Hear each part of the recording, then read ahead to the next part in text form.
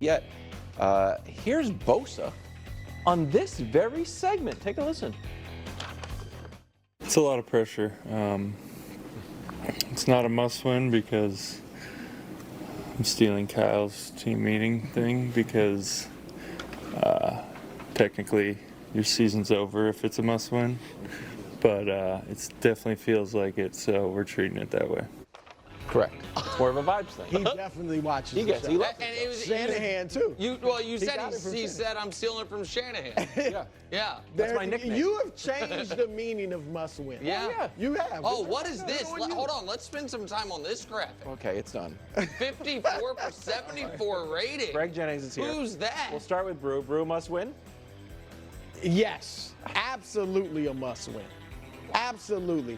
They're already 0-2 in the division. Yeah. Right? They're 0-3 in the NFC. Yeah. This division is going to be tight. Like, there's going to be teams probably with the same record that the tiebreakers will determine who gets into the playoffs. That's right. So, yeah, they got it. And not to mention the next game, Kansas City. Yeah. So, if you lose this, you could be 2-5 like that. All right? So, yeah, it's an absolute must-win for the Niners. And even the manner in which they lost the 2 games in the division, blowing fourth quarter leads. Yeah. Like, again, like that, they could be 4-1. Yep. They've blown it, so they got to go out there and get it done. Must win. Yeah, you just said it. All the reasons. Number one for me is who they play next. And then who they follow up with a team that they've been beaten up on with the Cowboys. But like, you think about how they've not performed late in games in that second halves. They've had 10 and 13-point leads in second halves of these games, and they found ways to lose them. And so you're playing a division opponent, you said all those things. You can't lose this game and then have the next 2 before your bye. Who on the set had the guts before the year to say the Niners were going to miss the playoffs? Raise your hand. All right, look, Greg, let's not get ahead of ourselves. I'm just. Oh, he's listen, preening my right hand- now. No, We'll see in a few my weeks. hand's not up. I He's didn't preening right have the now. guts. He just I raised just his hand. Drew, Get a little Drew, upset, I Brian. asked. See, now he can do no wrong. He can get a few upsets right. Drew. I'm just saying. Nobody was even mad at you. I was just trying to give Greg Jennings some credit. So the 0-3 in the conference and 0-2 in the division is a key point.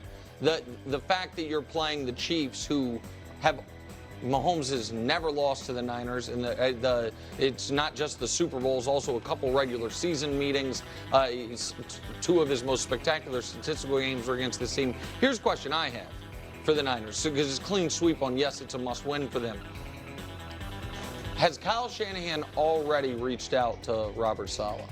Not just to give him, sorry that you lost your job, but also, hey man, you want to come in and be a defensive consultant? We've had a lot of turnover in defensive. One of the things the Niners have suffered from is a Patriots-esque brain drain, which is you are good for so long, you lose coordinators left and right. Like the Chiefs are in a lucky spot in that their D coordinator failed as a head coach so kind of spectacularly, nobody tries to hire him, so they don't have to worry about that. But they lost Saleh, they lost D'Amico, they fire Wilkes. Did you hear that other story? The other report that Shanahan called Joe Douglas about Ulbrich?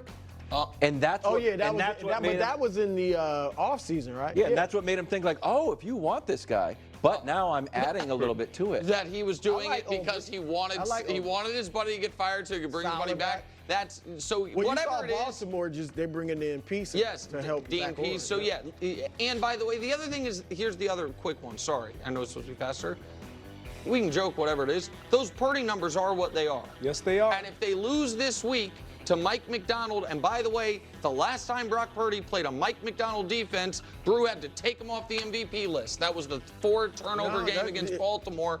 Gave him hell. Pick it up. Could be a prop. All right, stop with the numbers are the numbers. I mean, my God, I've already been over this 10,000 times.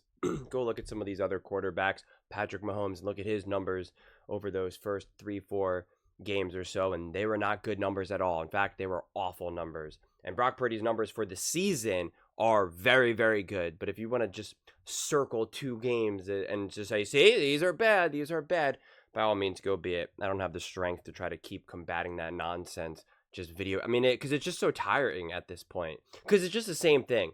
And I try so hard in my videos to not keep repeating the same things again and again and again, which are hard because I'll talk about the same teams often and on different shows and stuff. So there's always going to be that overlap. But like those little jabs that just are just said again and again and again, or it's just so weird. It is. I find it fundamentally weird to just constantly have to throw in those jabs nonstop. And then also it's crickets when things are positive. Like that's the thing. It's imbalanced. It's an imbalance of conversation around it. But so this is it's interesting because I also know that they're going to be talking about the Bills as well, which will be a separate video. But I kind of go back and forth with this game. I think I said previously about the 49ers versus Seahawks that it doesn't need to be like a win for the 49ers, but they need to show that it's that they belong, that if they win this game or that if they lose this game, it better be because of like a last minute field goal of some sort, but they still played great, right? Like it wasn't like, oh man, they turned the ball over 2 times and the Seahawks were running all day on them, right? It needs to be like, no, this was 2 great teams who battled it out, right? Similar to like the Bengals versus Ravens type game. It doesn't have to be that high scoring or that spectacular, but just like a true back and forth. And because of that game, people still believe in the Bengals, right? Even though they're 1-4, like Nick even has them pretty high up, right? Like there's still that belief. That is what, the only acceptable loss from my viewpoint would be from the 49ers. But in terms of both the vibe and the practicality of what you need in order to like win the division and make the playoffs, yeah, you obviously want to win this game, right? Like you want to right this ship. I think the last couple of losses have been a little rough, but to me, it's not like, oh my God, what is happening? Case in point, look at what the Bills have done in those last 2 games, right? They get rolled by the Ravens and have a bizarrely weird, ugly loss, albeit close, but loss to the Texans. That's not how the 49ers have lost their games this season. So it's just kind of like a situation where it's just like, okay, well, what something just feels to be a little off, right? And obviously, you're going to be significantly better with the Christian McCaffrey. And obviously, the 49ers have had some weapons who were in and out of the lineup. But to my knowledge, everyone should be there except for Christian McCaffrey. And so you would like to see this offense humming along, right? You would like to see this offense and this team as a whole appear to be well coached, which I believe they are, but they haven't looked super well coached or well prepared for the moments this season. That's been the difference right now. And I just wonder if a lot of it has to do with the fact that they were winning so convincingly last season and the season before that the details didn't need to matter as much, right? There was just the margin of error was so much bigger.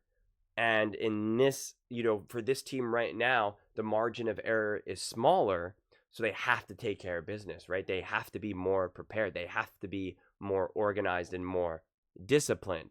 And it has to start today, tomorrow. Like it has to start, right? And it has to continue onward because I believe the pieces are there. I believe the coaching is there. The whole bringing in Robert Saleh, I would do that because why not? Why not? And Robert Saleh is a good defensive coach.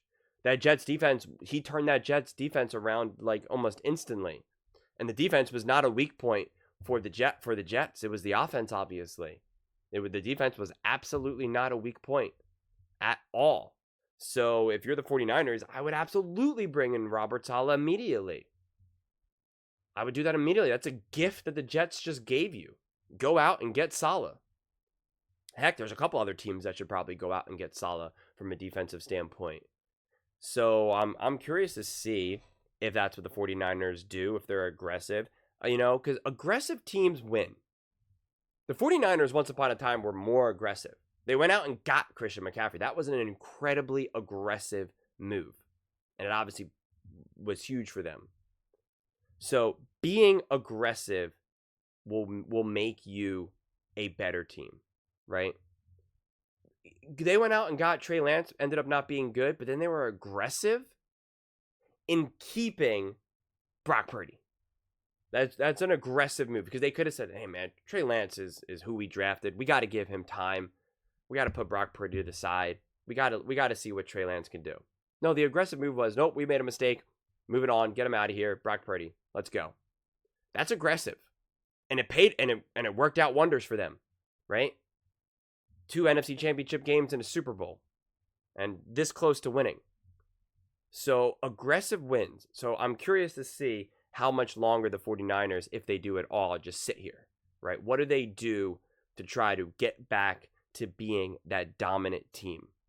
What needs to be done? And it's going to be interesting to see what they do versus Seahawks. I'm really curious to see what they look like, right? How do they come out? I know it's on the road. It's a Thursday night standalone game. I'm curious to see what Brock Purdy looks like, what the game plan is, the plan of attack, the defense. Because you have other teams that are beating the Seahawks, right? The Giants, the Lions. So, and the 49ers, even without Christian McCaffrey, they should be better than the Giants, right? They should be the 49ers should be a top team. So, but eventually you run out of the shoulds, and it's got to be, well, what's the reality? So I'm really, really curious to see how. I woke up this morning and I actually thought it was Thursday. I thought today was the game, and I woke up and I'm like, oh yeah, cool. And I start like mentally preparing my day of how I'm going to go about doing it. And then I realized, I'm like, oh my God, the game's not tonight.